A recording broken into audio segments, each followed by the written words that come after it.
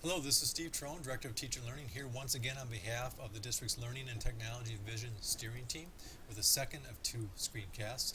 This screencast focuses on two topics: a Learning Management System Study Team, which is being formed. I want to talk about that process and timeline briefly, and then some important reminders regarding our CIA Institute coming up in April.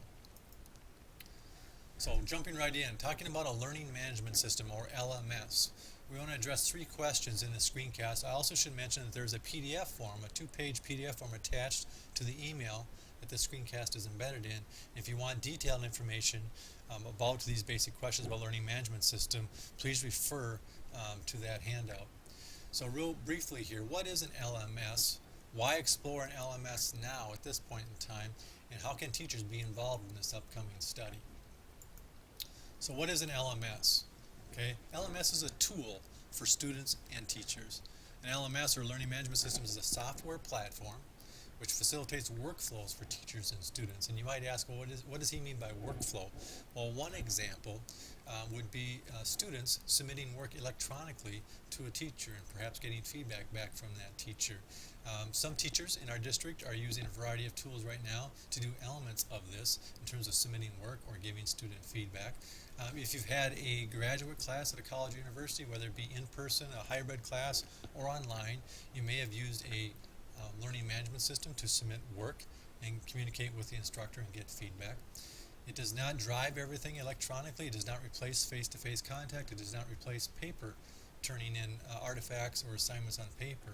But the goal is that we move towards less paper, and the learning management system does facilitate workflows such as turning in work as one example, so facilitates that for teachers and students. The goal is to simplify and connect all the digital tools that teachers use and try to place those in one place, one access point. Enable those workflows and less paper that I talked about. Enable access to information, collaboration, and also dynamic communication between students and also teacher to student, focused on that teaching and learning process. So it becomes kind of a central hub, if you will. So why be talking about an LMS now, and what about those existing tools that we might already use? Well, why now? All of the districts that we looked at when we had our Learning and Technology Task Force and we were working on creating the vision, looking at professional development and access and the dynamic student learning experience, all the districts that we looked at that either were one-to-one or moving into one-on-one to a district, they all said that to fully operationalize a one-to-one environment and to have a strong one-to-one environment to a district, they all said that you need to have a strong, consistent learning management system.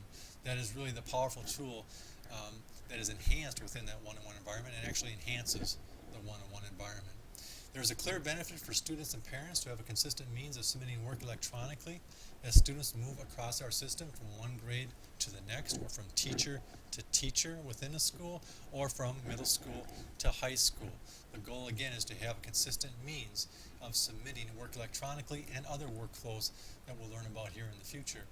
The goal is to have this tool in place before we make the transition to a one-to-one environment. So if you watched the previous screencast, you saw that 5-year plan laid out, and if referendum funding is available, the fall of 2016, so a year from this coming fall, would be the first year we would transition to one-on-one environment. So the goal is to have a tool in place before we make that transition, or as we make that transition to the one-on-one environment. So that's why we're looking at having this conversation at this time. So if we talk about time, we talk about a timeline. And there's two timelines I want to share with you today, and again, further details on the attached handout. The selection timeline. We are forming a study team with a high number of teachers involved from all levels.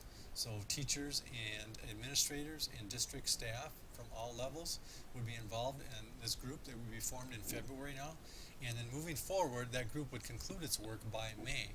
So that group would clarify its charge and create look-fors. There would be an RFP process that we go through to send out requests for proposals from various vendors.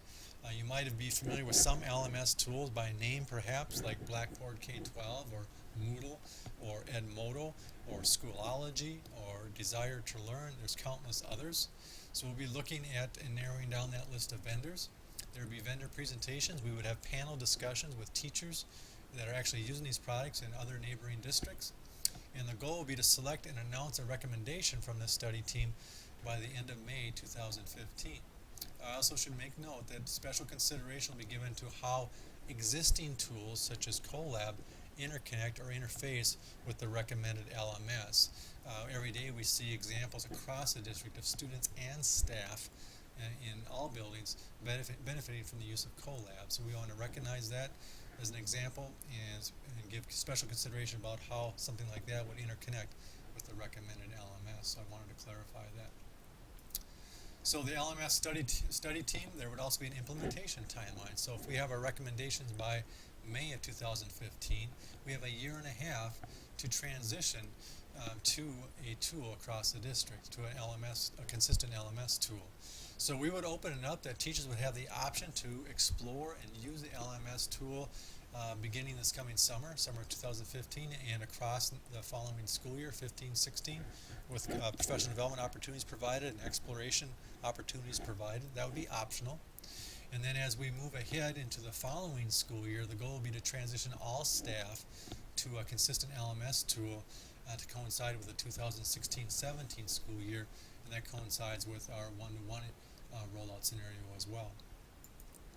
So how can we get involved? How can teachers get involved? I encourage you to look at the attached PDF for additional detail and information. And then also I encourage you, if you are interested, to look at the dates on that PDF. And if you're available on those dates, please click on the Google link, the Google form link to express your interest in participating. And we will gather that information and create our team here. We're asking for responses to that Google form to be submitted by Monday, end of the day on Monday, February 9th for the Learning Management System study team. All right, to sum us up, I can't emphasize enough that Google form and attached PDF. Please consider those dates and being involved in that process. We value your input and involvement. And then finally, I wanted to take a minute here to remind people about the upcoming April 24th CIA Institute. This year's theme, for our third annual institute, this year's theme focuses on integrating digital tools into teaching and learning. So it focuses on our learning and technology vision, focuses on that outer ring. And we're real excited to have a keynote this year. Alan November will be delivering a keynote, and then it'll be followed by 2 breakout sessions for staff. Alan November is the author of Who Owns the Learning, which has been a great guidebook for the beta teachers this year, and really aligns with the vision, our learning and technology vision. So excited to have him here this year as we move forward. So thank you for your time for both of these screencasts. Have a good rest of the year, and we will send more information as we can. Thank you.